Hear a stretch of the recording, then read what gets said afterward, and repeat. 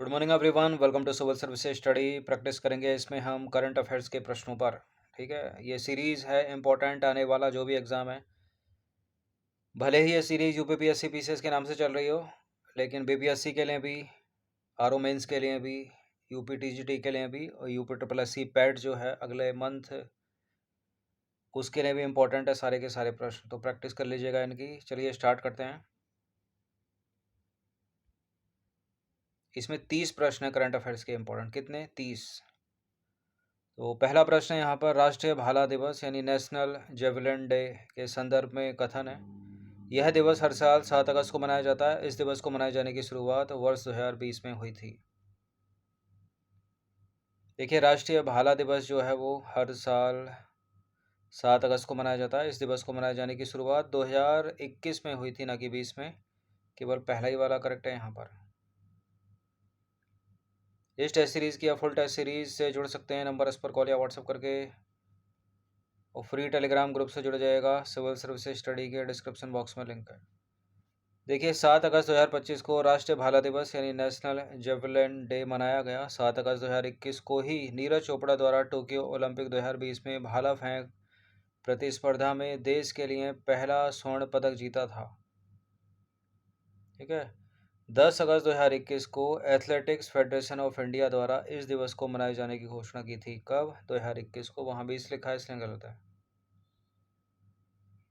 अगला प्रश्न है, क्या 4 में से जो है कोई एक गलत होगा यहाँ पर। 20 जून 2025 को 20 जून 2025 से 4 अगस्त 2025 तक भारतीय पुरुष क्रिकेट टीम जो है इंग्लैंड के दौरे पर रही। इस दौरे के संबंध में विकल्प में कौन सा तथ्य सही नहीं है? यानी 3 यहाँ पर सही है, एक ही यहाँ पर गलत होगा, उसी को ढूंढना है।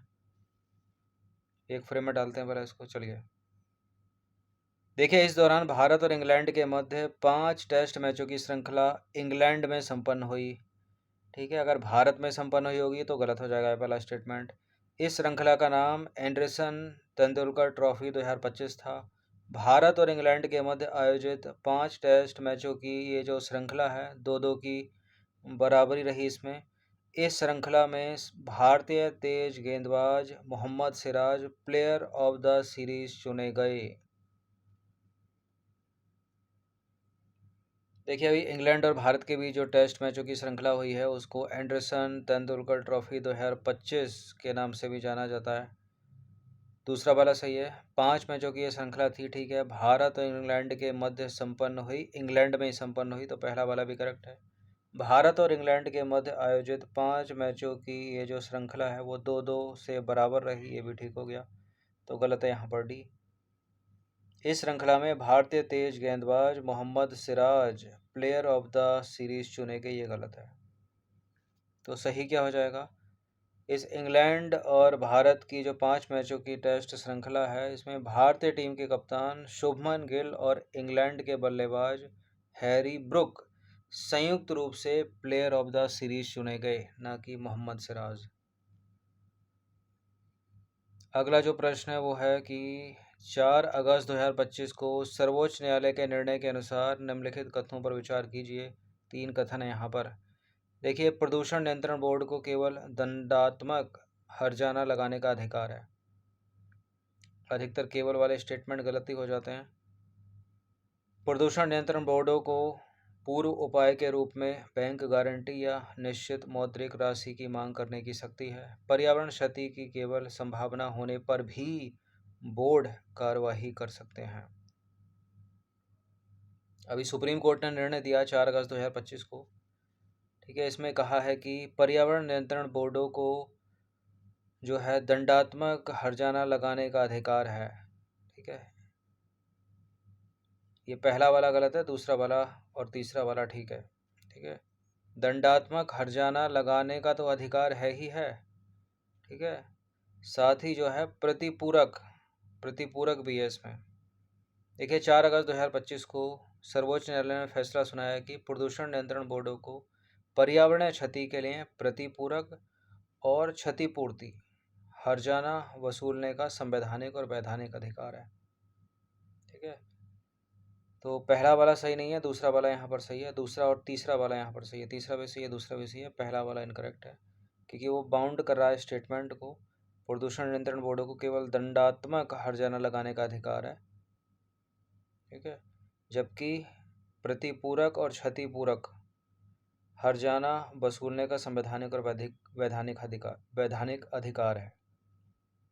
तो पहला वाला गलत है, दूसरा और तीसरा सही है, ठीक है। प्रतिपूरक और क्षतिपूरक हर्जाना वसूलने का संवैधानिक और वैधानिक अधिकार है, न कि दंडात्मक हर्जाना। अब आ जाइए क्वेश्चन नंबर 4। 2024 में अंग्रेजी भाषा की श्रेणी में साहित्य अकादमी पुरस्कार से किसे सम्मानित किया गया? ये हैं ईस्टर्न क्रे, और इनके उपन्यास का नाम या रचना का नाम है स्प्रिट हाइट्स लाइट नाइट्स, इनमें से कोई नहीं, काफ़ी कन्फ्यूज़न है, स्प्रिट नाइट्स है, ठीक है, सी है इसका आंसर। तो साहित्य अकादमी पुरस्कार 2024 अंग्रेजी भाषा के लिए ईस्टर्न क्रे को उनके उपन्यास स्प्रिट नाइट्स के लिए प्रदान किया गया है। ये तो अंग्रेजी भाषा के लिए हो गया। हिंदी भाषा का पूछ ले तो गगन गिल को रचना का नाम क्या है? जब तक मैं आई बाहर के लिए। चूँकि बात ईस्टर्न क्रे की हो रही है तो एक और सवाल इनसे, अंग्रेजी भाषा के लिए साहित्य अकादमी पुरस्कार 2024 से सम्मानित ईस्टर्न क्रे का संबंध निम्नलिखित में से किस राज्य से है? ये हैं नागालैंड की लेखिका, ठीक है, नॉर्थ ईस्ट उत्तर पूर्वी राज्य भारत का नागालैंड, डी है इसका आंसर। देखिए ईस्टर्न क्रे भारत के पूर्वोत्तर राज्य नागालैंड के कोहिमा में पैदा हुई थी। वह एक प्रसिद्ध नागा लेखिका, उपन्यासकार और कवयित्री हैं, जिनका काम अक्सर नागा संस्कृति और पहचान को दर्शाता है। क्वेश्चन नंबर 6 पर आ जाइए। 2025 का स्टॉकहोम वाटर प्राइज़ किसे मिला है? इन्हीं को मिला है 2025 का Stockholm water prize. Rajendra Singh नहीं है ये, दीपा भास्ती नहीं है, बानू मुश्ताक नहीं है, इनका नाम है गुंटर ब्लॉशल, ठीक है, ऑप्शन नंबर बी है इनका, बी है इसका आंसर। तो 2025 का स्टॉकहोम वाटर प्राइज़ ऑस्ट्रेलियाई जल विज्ञानी हैं ये प्रोफेसर गुंटर ब्लॉशल, ठीक है, और अंग्रेजी में पढ़ा जाएगा या गंटर ब्लॉश, को प्रदान किया गया। उन्हें वैश्विक स्तर पर बाढ़ जोखिम और जलवायु परिवर्तन के प्रभावों पर उनके अग्रणी शोध के लिए पुरस्कार मिला है। यह जो प्रतिष्ठित पुरस्कार है जल विज्ञान, प्रबंधन और संरक्षण के क्षेत्र में उत्कृष्ट उपलब्धियों को सम्मानित करता है और इसे जल पुरस्कार का नोबेल भी कहा जाता है। किसको मिला? गुंटर ब्लॉशल, ऑस्ट्रेलियाई जल विज्ञानी हैं ये। भारत में एक व्यक्ति को जल पुरुष कहा जाता है, उनका नाम क्या है? उनका नाम है राजेंद्र सिंह। दो नाम और हैं यहाँ पर ऑप्शंस में, न्यूज़ में है, बानू मुश्ताक और दीपा भास्ती। बानू मुश्ताक जो हैं पहली कन्नड़ लेखिका हैं जिनको मिला है 2025 का अंतर्राष्ट्रीय बुकर पुरस्कार, जिसका अंग्रेजी में अनुवाद किया है दीपा भास्ती ने। दोनों की दोनों भारतीय हैं ये। अब आ जाइए क्वेश्चन नंबर 7 पर। ग्लोबल लिवेबिलिटी इंडेक्स 2025 में भारत का कौन सा शहर, दुनिया का कौन सा शहर सबसे रहने योग्य शहरों में शीर्ष पर है? देखिए अभी तक तो वियना था ऑस्ट्रिया का, लेकिन इसको पीछे करके शीर्ष पर आ गया है कोपेनहेगन, ठीक है, डेनमार्क की राजधानी कोपेनहेगन, डी है इसका आंसर। इकोनॉमिस्ट इंटेलिजेंस यूनिट द्वारा प्रकाशित 2025 ग्लोबल लिवेबिलिटी इंडेक्स में डेनमार्क की राजधानी कोपेनहेगन को दुनिया का सबसे रहने योग्य शहर बताया गया है, जो 3 साल तक शीर्ष पर रहे या रहने के बाद वियना का स्थान ले रहा है। वियना है ऑस्ट्रिया की कैपिटल।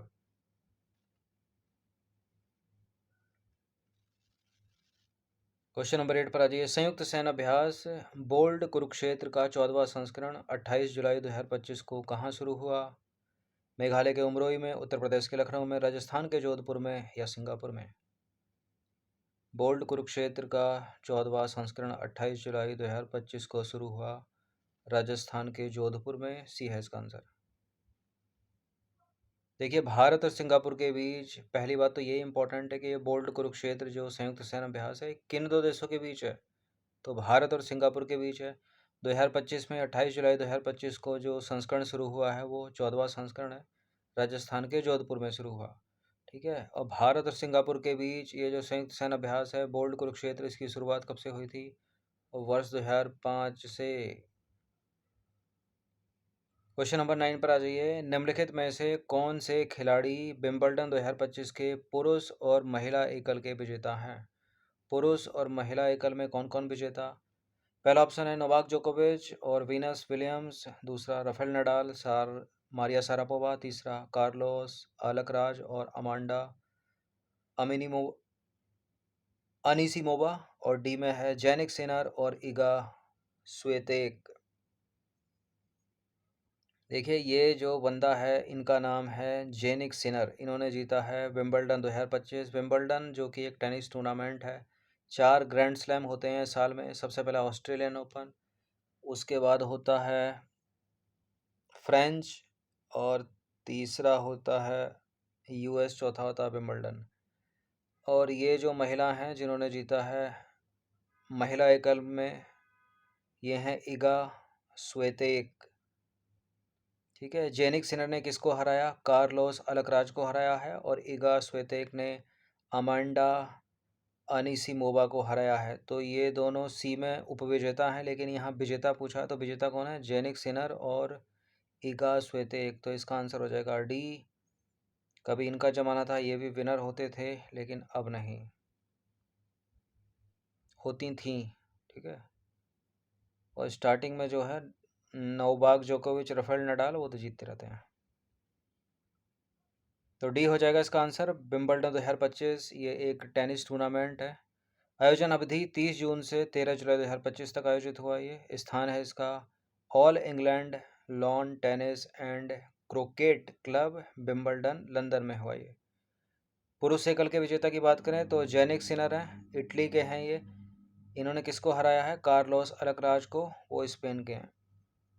महिला एकल विजेताओं की बात करें तो इगा स्वेतेक पोलैंड की हैं विजेता, और किसको हराया है इन्होंने? अमांडा अनीसीमोवा को, जो अमेरिका की हैं।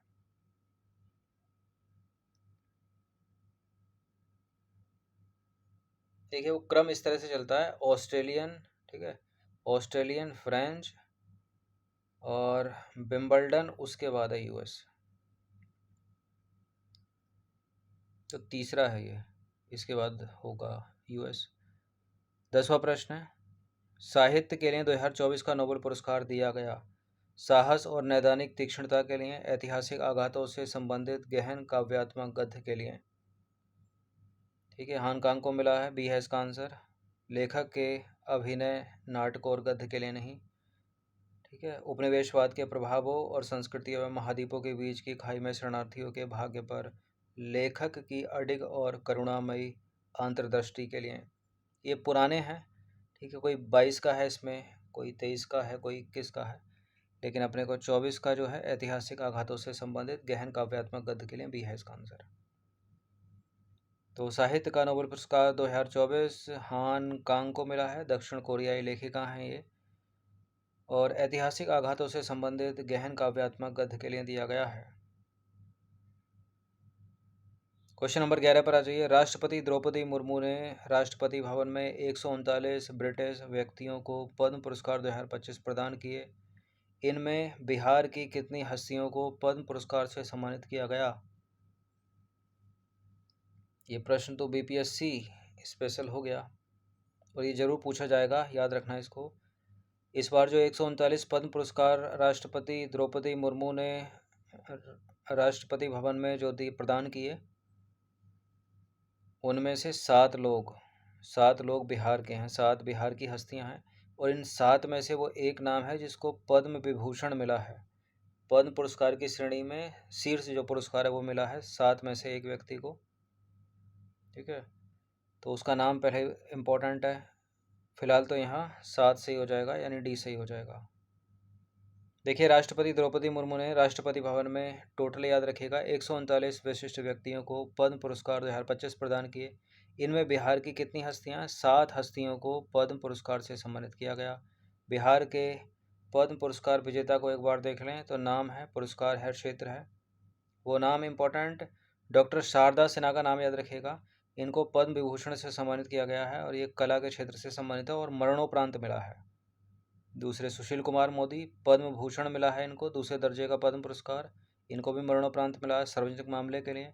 तीसरे हैं किशोर कुणाल, पद्मश्री मिला है इनको मरणोपरांत सिविल सेवा के लिए। अब ये 2 प्रश्न यहाँ इंपॉर्टेंट हो जाते हैं कि 139 में से कितने बिहार की हस्तियाँ? तो 7 हैं। अब इन 7 में से कितने मरणोपरांत? दूसरा प्रश्न निकलता है तो 3 मरणोपरांत है। ठीक है, इन 7 में से कितने व्यक्ति ऐसे जिनको पद्म विभूषण मिला है, जो कि पद्म पुरस्कार में शीर्ष पुरस्कार है? तो एक ही व्यक्ति है, डॉक्टर शारदा सिन्हा। ठीक है, कला के क्षेत्र से संबंधित है। तो ये 3 मेन प्रश्न बनेंगे तो इसमें से बन जाएगा। चौथा नाम भीम सिंह मावेश, पद्मश्री मिला है इनको सार्वजनिक कार्य के लिए। और क्या है, अधिकतर सारे पद्मश्री वाले ही हैं। बाकी 5 लोग, हेमंत कुमार को पद्मश्री मिला चिकित्सा के लिए, निर्मला देवी को पद्मश्री मिला कला के क्षेत्र में, और विजय नित्यानंद सूरेश्वर जी महाराज, उनको भी पद्मश्री मिला है। ठीक है, अध्यात्मवाद के लिए, ये अदर की कैटेगरी में डाला गया है। 12वां प्रश्न है, पद्म पुरस्कार से संबंधित सही कथन की पहचान कीजिए। देखिए, पद्म पुरस्कारों की स्थापना 1955 में की गई थी। इन्हें प्रतिवर्ष स्वतंत्रता दिवस की पूर्व संध्या पर घोषित किया जाता है। गृह मंत्री द्वारा प्रतिवर्ष पद्म पुरस्कार समिति का गठन किया जाता है। पद्म पुरस्कार किसे दिया जाए किसे नहीं, इसके लिए कमेटी गठित होती है और वो जो समिति को गठित करता है वो गृह मंत्री नहीं होते हैं, वो प्रधानमंत्री होते हैं। तो गलत है ये वाला, तीसरा वाला। तो जहाँ जहाँ 30 है वो हो नहीं सकता, जहाँ जहाँ 3 है वो हो नहीं सकता। इन्हें प्रतिवर्ष, किन्हें पद्म पुरस्कारों को प्रतिवर्ष स्वतंत्रता दिवस नहीं बल्कि गणतंत्र दिवस की पूर्व संध्या पर घोषित किया जाता है। गलत है ये भी। पद्म पुरस्कारों की स्थापना 1955 में नहीं बल्कि 1954 में हुई थी। तो कोई भी सही नहीं है इसमें, तीनों के तीनों कट जाते हैं। तो आंसर अपना हो जाएगा ऑप्शन नंबर डी, उपरोक्त में से कोई भी नहीं। देखिए, पद्म पुरस्कार भारत के सर्वोच्च नागरिक सम्मानों में से एक हैं जिनकी स्थापना हुई थी 1954 में। भारत का सर्वोच्च नागरिक सम्मान कौन सा है? भारत रत्न। इन्हें प्रतिवर्ष गणतंत्र दिवस की पूर्व संध्या पर घोषित किया जाता है और भारत के राष्ट्रपति द्वारा प्रदान किया जाता है। यह पुरस्कार 3 श्रेणियों में दिए जाते हैं। कौन कौन सी है वो 3 श्रेणियाँ? पद्म विभूषण सबसे बड़ी, उससे छोटी पद्म भूषण, और तीसरी है पद्मश्री। पद्मश्री किसी भी क्षेत्र में विशिष्ट सेवा के लिए, पद्म भूषण उच्च कोटि की विशिष्ट सेवा के लिए, और पद्म विभूषण टॉप की असाधारण एवं विशिष्ट सेवा के लिए। चयन एवं नामांकन प्रक्रिया पर आ जाइए। तो पद्म पुरस्कारों के लिए नामांकन सार्वजनिक रूप से खोले जाते हैं और स्वयं नामांकन यानी सेल्फ नॉमिनेशन भी मान्य है। प्रधानमंत्री द्वारा प्रतिवर्ष गठित की जाने वाली पद्म पुरस्कार समिति सभी नामांकनों का मूल्यांकन करती है। तो वहाँ गृह मंत्री था, इसलिए गलत है। और इस समिति की अध्यक्षता कौन करता है? कैबिनेट सचिव करते हैं, तथा इसमें गृह सचिव, राष्ट्रपति सचिवालय के सचिव और 4 से 6 प्रतिष्ठित व्यक्ति शामिल होते हैं। तो ये भी याद रखिएगा। 13वां प्रश्न है, चिकित्सा या मेडिसिन या फिजियोलॉजी के नोबेल पुरस्कार 2024 के विजेता विक्टर एम्ब्रोज और गैरी रुकवन का संबंध निम्नलिखित में से किस देश से है? ये हैं गैरी रुकवन और ये हैं विक्टर एम्ब्रोज। इन दोनों का संबंध यूएसए से है। ठीक है, ऑप्शन नंबर बी है इसका आंसर। देखिए, चिकित्सा का नोबेल पुरस्कार 2024, चिकित्सा कह लीजिए या फिर फिजियोलॉजी कह लीजिए या मेडिसिन कह लीजिए, विक्टर एम्ब्रोज और गैरी रुकवन दोनों यूएसए के हैं, ये अमेरिकी हैं। क्या किया इन्होंने? माइक्रो आरएनए की खोज और जीन विनिमय में इनकी भूमिका के लिए मिला है चिकित्सा का नोबेल पुरस्कार 2024। नंबर 14 पर आ जाइए। निम्नलिखित में से कौन अंतर्राष्ट्रीय बुकर पुरस्कार 2025 के लेखक और अनुवादक हैं? लेखक या लेखिका और अनुवादक हैं। जेनी एर्पेनबेक और माइकल हॉफमैन को तो 2024 के लिए मिला था, कैरोस उपन्यास का नाम है। बानू मुश्ताक और दीपा भारती 2025 के लिए मिला है, उपन्यास का नाम है हार्टलैम्ब। ठीक है, जॉर्जी गोस्पोर्डिनोव और एंजेला रोडेल को 2023 वाले हैं, और गीतांजलि श्री और डेजी रॉकवेल ये 2022 वाले हैं। देखिए पुरस्कार का प्रकार अंतर्राष्ट्रीय पुरस्कार 2025, लेखक का नाम बानू मुश्ताक, मतलब लेखिका हैं ये, महिला हैं, और पुस्तक है इनकी हार्ट लैम्प। ठीक है, और मूल भाषा है इसकी कन्नड़ में है ये। अनुवाद किया है दीपा भास्ती ने। पुरस्कार की घोषणा की गई 20 मई 2025 को। पुरस्कार की खासियत क्या है? यह पुरस्कार जीतने वाली पहली कन्नड़ कृति और पहला लघु कहानी संग्रह है। कुछ एडिशनल है यहाँ पर, मतलब तो जो दूसरे विकल्प थे। अंतर्राष्ट्रीय बुकर पुरस्कार 2024 जो मिला वो जर्मन लेखिका जेनी एर्पनवेग को उनके उपन्यास कैरोस के लिए दिया गया था, जिसका अंग्रेजी में अनुवाद किया था माइकल हॉफमैन ने। और बल्गेरियाई लेखक जॉर्जी गोस्पोडिनोव और अनुवादक एंजेला रोडेल को उपन्यास टाइम शेल्टर के लिए अंतर्राष्ट्रीय बुकर पुरस्कार 2023 से सम्मानित किया गया था। ठीक है, बल्गेरिया में किसी पुस्तक के लिए यह पहली बार था। और 2022 का भी जो पहले ऑप्शन में था, गीतांजलि श्री द्वारा लिखित और डेजी रॉकवेल द्वारा अनुवादित टॉम्ब ऑफ सैंड को 2022 का अंतर्राष्ट्रीय बुकर पुरस्कार दिया गया था। 15वां प्रश्न है, अप्रैल 2025 में बिम्स्टेक कृषि मंत्रियों की तीसरी बैठक 2025 कहाँ आयोजित हुई? भारत में, नेपाल में, थाईलैंड में या फिर बांग्लादेश में? ये हुई है, ये हुई है, कहाँ हुई है, कहाँ हुई है? ये हुई है नेपाल के काठमांडू में। ऑप्शन नंबर बी है इसका आंसर। देखिए 8 से 9 अप्रैल 2025 को बिम्स्टेक कृषि मंत्रियों की तीसरी बैठक नेपाल के काठमांडू में आयोजित हुई। इसमें भारत, बांग्लादेश, भूटान, नेपाल, म्यांमार, श्रीलंका और थाईलैंड के कृषि मंत्रियों की भागीदारी हुई। केंद्रीय कृषि एवं किसान कल्याण व ग्रामीण विकास मंत्री नाम है शिवराज सिंह चौहान ने इस बैठक में भारतीय प्रतिनिधित्व मंडल का नेतृत्व किया।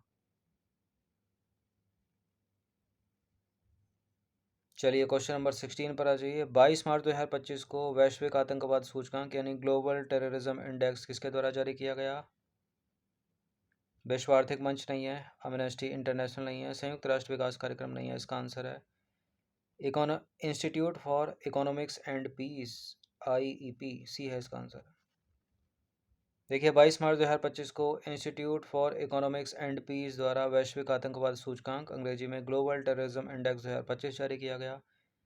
यह जो है इस सूचकांक का 12वां संस्करण था 2025 में। कुल शामिल देश कितने हैं इसमें? 163 देश। ठीक है, अच्छा सूचकांक में अगर स्कोर 0 है तो इसका मतलब है सबसे कम भ्रष्ट है, सबसे कम आतंकवाद। और अगर स्कोर बढ़ता जाएगा, 10 हो जाएगा, तो सबसे अधिक आतंकवाद से प्रभावित होगा वो देश। आतंकवाद से सबसे प्रभावित 3 देश और उनका स्कोर देखें तो बुर्किना फासो सर्वाधिक है, 8.581 का स्कोर है इसका। दूसरे पर पाकिस्तान है, तीसरे पे सीरिया है। अभी तक सबसे आतंकवाद से प्रभावित अफगानिस्तान चलता था, लेकिन वो हट गया, वो चौथे पर चला गया है और पहले पर आ गया है बुर्किना फासो। अच्छा, भारत की क्या हालात है? भारत को 14वां स्थान प्राप्त हुआ है। ठीक है, यानी भारत में भी आतंकवादी घटनाएं होती हैं बढ़िया।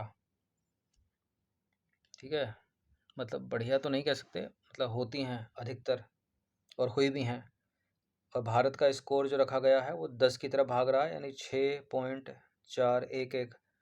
ठीक है, शर्मनाक घटनाएं हैं लेकिन काफ़ी घटित हुई पिछले कुछ समय में भारत में। हाल ही में पुलवामा हुआ। 17वां प्रश्न क्या कहता है? मार्च 2025 में जारी आर्थिक स्वतंत्रता सूचकांक 2025 से संबंधित निम्नलिखित कथनों पर विचार करेंगे। ठीक है, आर्थिक स्वतंत्रता सूचकांक 2025, इस सूचकांक में डेनमार्क को शीर्ष स्थान प्राप्त हुआ है, भारत को 128वां स्थान प्राप्त हुआ है। देखिए आर्थिक स्वतंत्रता सूचकांक 2025 में जो शीर्ष देश है वो डेनमार्क नहीं है, वो है सिंगापुर। भारत को 128वां स्थान प्राप्त हुआ है, दूसरा सही है केवल। तो मार्च 2025 में अमेरिकी think tank the heritage foundation के द्वारा आर्थिक स्वतंत्रता सूचकांक यानी इकोनॉमिक फ्रीडम इंडेक्स 2025 जारी किया गया।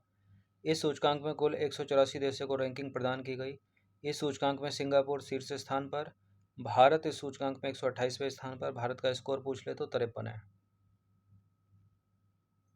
18 प्रश्न है, वित्त वर्ष 2025-26 के लिए उत्तर प्रदेश का कुल बजट कितना है? कितना है? Option number B.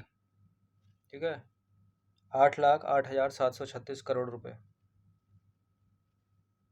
देखिए, उत्तर प्रदेश सरकार ने 20 फरवरी 2025 को वित्त वर्ष 2025-26 के लिए 8,08,736 करोड़ रुपए का बजट विधानसभा में पेश किया। ये जो बजट है ना, वो 24-25 के बजट की तुलना में कितने प्रतिशत अधिक है? 9.8% अधिक है। 19वां प्रश्न है, अप्रैल 2025 में अंतर संसदीय संघ की 150वीं सभा 2025 कहाँ आयोजित हुई? कहाँ हुई? ये हुई है उज्बेकिस्तान की राजधानी ताशकंद में। 4 से 5 अप्रैल 2025 को अंतर संसदीय संघ की 150वीं सभा ताशकंद के उज्बेकिस्तान में हुई। उज्बेकिस्तान के ताशकंद में हुई और लोकसभा अध्यक्ष ओम बिरला ने इस कार्यक्रम में भाग लिया। भारत की तरफ से प्रतिनिधित्व किया अंतर संसदीय संघ का उज्बेकिस्तान जाकर। 20वां प्रश्न है, उत्तर प्रदेश ने वित्त वर्ष 2025-26 के बजट में सूक्ष्म लघु एवं मध्यम उद्यम के लिए कितनी धनराशि आवंटित की है? 500 करोड़ रुपए, 900 करोड़ रुपए, 700 करोड़ रुपया, 1000 करोड़ रुपए। इसका आंसर ऑप्शन नंबर है 1000 करोड़ रुपए। देखिए, वित्त वर्ष 2025-26 में उत्तर प्रदेश सरकार ने सूक्ष्म लघु एवं मध्यम उद्यम यानी एमएसएमई हेतु 1000 करोड़ रुपए की व्यवस्था की है। 21वां प्रश्न है, स्वच्छ भारत मिशन शहरी के अंतर्गत भारत का पहला सार्वजनिक निजी भागीदारी मॉडल आधारित हरित कचरा प्रसंस्करण संयंत्र कहाँ स्थापित किया जा रहा है? उत्तर प्रदेश का नहीं है कोई भी, तो नोएडा हटा दीजिए, मुरादाबाद हटा दीजिए, पश्चिम बंगाल भी नहीं है, कलकत्ता हटा दीजिए, मध्य प्रदेश का इंदौर है, ये है इसका आंसर। स्वच्छ भारत मिशन शहरी के अंतर्गत भारत का पहला सार्वजनिक निजी भागीदारी यानी पीपीपी मॉडल आधारित हरित कचरा प्रसंस्करण संयंत्र इंदौर में स्थापित किया जा रहा है। यह संयंत्र 55,000 वर्ग फुट में बिचौली हप्सी में स्थापित किया जाएगा, जिसमें इंदौर नगर निगम और निजी company astronomical industries private limited की भागीदारी होगी। नंबर 22, उत्तर प्रदेश ने वित्त वर्ष 2025-26 के बजट में मुख्यमंत्री कन्या सुमंगला योजना हेतु कितनी धनराशि आवंटित की है? मुख्यमंत्री कन्या सुमंगला योजना हेतु जो धनराशि आवंटित की गई है वो है 700 करोड़ रुपए। डी है इसका आंसर। देखिए, वित्त वर्ष 2025-26 में मुख्यमंत्री कन्या सुमंगला योजना हेतु 700 करोड़ रुपए की व्यवस्था की गई है उत्तर प्रदेश के बजट में। अगला प्रश्न, उत्तर प्रदेश ने वित्त वर्ष 2025-26 के बजट में जल जीवन मिशन के लिए कितनी धनराशि आवंटित की है? देखिए, यूपी ने जल जीवन मिशन के लिए 2025-26 के बजट में जो धनराशि आवंटित की है वो है 4,500 करोड़ रुपए। डी है इसका आंसर। तो वित्त वर्ष 2025-26 में यूपी बजट में जल जीवन मिशन के लिए 4,500 करोड़ रुपए की व्यवस्था की गई है। उत्तर प्रदेश सरकार के बजट 2025-26 के संदर्भ में निम्नलिखित में से कौन सा कथन सही नहीं है? मत्स्य संपदा योजना के लिए 195 करोड़ रुपए, ठीक है। स्वच्छ भारत मिशन के लिए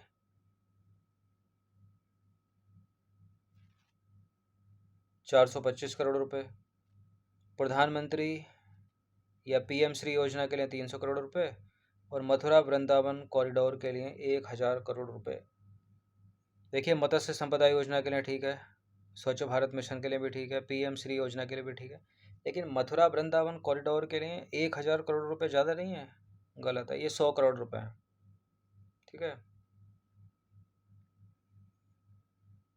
तो मत्स्य संपदा योजना के लिए 195 करोड़ रुपए का प्रावधान है, स्वच्छ भारत मिशन के लिए 425 करोड़ रुपए का, पीएम श्री योजना के लिए 300 करोड़ रुपए का और मथुरा वृंदावन कॉरिडोर के लिए 1000 नहीं बल्कि 100 करोड़ रुपए का प्रावधान है 25-26 के बजट में यूपी के।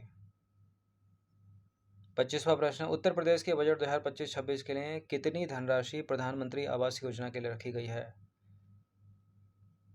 प्रधानमंत्री आवास योजना के लिए जो धनराशि रखी गई है वो एग्जैक्ट नंबर नहीं है, 4000 करोड़ नहीं है, 5000 करोड़ नहीं है, ठीक है, 6000 से कम है, ये है 4848 करोड़ रुपए। ये है इसका आंसर।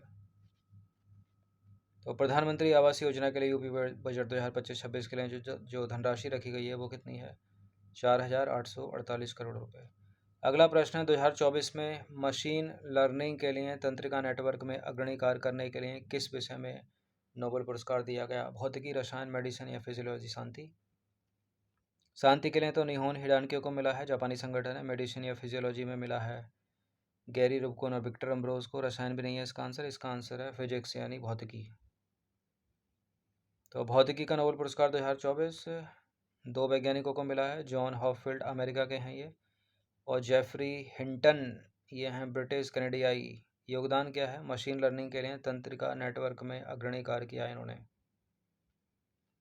अगला प्रश्न है 27वां प्रश्न है, 31 दिसंबर 2024 से 13 जनवरी 2025 तक सूर्य किरण अभ्यास का 18वां संस्करण कहाँ आयोजित किया गया?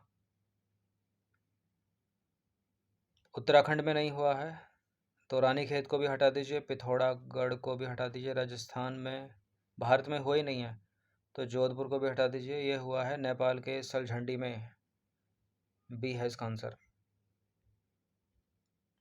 देखिए सूर्य किरण, पहली बात तो ये इंपॉर्टेंट है, जो सूर्य किरण संयुक्त सैन्य अभ्यास है वो किन दो देशों के बीच है? भारत और नेपाल के बीच है। 18वां संस्करण था इस बार। नेपाल के सलझंडी में 31 दिसंबर 2024 से 13 जनवरी 2025 तक आयोजित किया गया ये, ठीक है। और यह वार्षिक संयुक्त प्रशिक्षण अभ्यास दोनों देशों की सेनाओं के बीच आपसी समन्वय और अंतर संचालन क्षमता को बढ़ाने पर केंद्रित है। 28वां प्रश्न है, नोमैडिक एलिफेंट को बहुत पूछते हैं एग्जाम्स में। 2025 संयुक्त सैन्य अभ्यास किन दो देशों के बीच आयोजित किया जा रहा है? तो भारत मंगोलिया का है ये, सी है इसका आंसर। देखिए नोमैडिक एलिफेंट 2025 यह अभ्यास 31 मई से 13 जून 2025 तक मंगोलिया की राजधानी उलान बटोर में आयोजित किया गया। यह एक वार्षिक द्विपक्षीय अभ्यास है जो भारत और मंगोलिया में बारी बारी से आयोजित होता है। पिछला संस्करण हुआ था इसका जुलाई 2024 में भारत में मेघालय के उमरोई में, और इस बार हुआ है मंगोलिया के उलन बटोर में। यह जो अभ्यास है वो भारत और मंगोलिया के बीच क्षेत्रीय सुरक्षा, शांति और स्थिरता के प्रति साझा प्रतिबद्धता को रेखांकित करता है। 29वां प्रश्न है, निम्नलिखित में से कौन सा वैज्ञानिक रसायन विज्ञान नोबेल पुरस्कार 2024 से सम्मानित नहीं हुआ था? डेविड वेकर, ठीक है, डेमिस हस्बेस, और ये हैं जॉन जंपर। तो जो नहीं हुआ वो है लुइस ई ब्रूस, ये 2023 में सम्मानित हुए थे। देखिए रसायन विज्ञान 2024 से सम्मानित वो तीन वैज्ञानिक, डेविड वेकर अमेरिका के, डेमिस हस्बेस अमेरिका, और जॉन जंपर, ये हैं ब्रिटिश अमेरिकी। योगदान क्या है इनका? कंप्यूटेशनल प्रोटीन डिज़ाइन और एआई आधारित प्रोटीन संरचना भविष्यवाणी के लिए। David waker computational protein design के लिए, और ये बचे हुए दोनों एआई आधारित प्रोटीन संरचना भविष्यवाणी के लिए, ठीक है। डेविड वेकर को जो है कंप्यूटेशनल प्रोटीन डिज़ाइन के लिए, और डेमिस हस्बेस और जॉन जंपर को प्रोटीन संरचना भविष्यवाणी के लिए पुरस्कार मिला है, जिसमें उन्होंने कृत्रिम बुद्धिमत्ता यानी एआई का उपयोग करके प्रोटीन की जटिल संरचनाओं को डिज़ाइन और भविष्यवाणी करने में अभूतपूर्व काम किया है। तो जो धनराशि बटेगी वो आधी आधी बटेगी, आधी धनराशि 50% धनराशि जाएगी डेविड बेकर के पास, बाकी की 25-25 यानी 50 इन दोनों को मिलाकर डेमिस हस्बेस जॉन जंपर के पास। 29 हो गया, और 30वां प्रश्न है, और यही अंतिम प्रश्न है, इंपॉर्टेंट प्रश्न है। मानव विकास सूचकांक यानी HDI इंडेक्स 2025 में किस देश ने प्रथम स्थान प्राप्त किया है? ह्यूमन डेवलपमेंट इंडेक्स में आइसलैंड देश ने प्रथम स्थान प्राप्त किया 2025 के सूचकांक में। रिपोर्ट कह लो, इंडेक्स कह लो, कुछ भी कह लो। देखिए मानव विकास सूचकांक या HDI इंडेक्स 2025 में आइसलैंड ने प्रथम स्थान प्राप्त किया। संयुक्त राष्ट्र विकास कार्यक्रम यानी UNDP द्वारा जारी की गई इस रिपोर्ट में आइसलैंड का जो HDI मान है वो है 0.972। शीर्ष देश और भारत के स्थान को भी देख लीजिए। प्रथम स्थान पर आइसलैंड है, दूसरा स्थान नॉर्वे है, और तीसरा स्थान है स्विट्जरलैंड। शुरू के तीन देश आइसलैंड, नॉर्वे, स्विट्जरलैंड। भारत का स्थान 193 देशों में, कुल कितने देश शामिल किए गए? 193 देशों में 130वें स्थान पर है, याद रखिएगा। तो ये 30 प्रश्न जो हैं बड़े इंपॉर्टेंट थे आने वाले परीक्षाओं के लिए, चाहे वो UP++ CPAT हो, BPSC की परीक्षा हो, और UPPCS की प्रारंभिक परीक्षा हो, UP++ का पैट हो गया, और क्या हो गया, UPTGT का भी एग्ज़ाम है, कई सालों के बाद होगा, ठीक है। और UPPSC वाले ही अच्छे प्रश्न आते हैं उसमें, RO के लेवल तक के। तो ये करंट की प्रैक्टिस से हो जाएगी। और RO का जो मेंस है उसमें भी 120 प्रश्न आएंगे, ऑब्जेक्टिव टाइप ही, उसमें भी करंट अफेयर्स आएगी। तो उसकी भी प्रैक्टिस इससे हो जाएगी।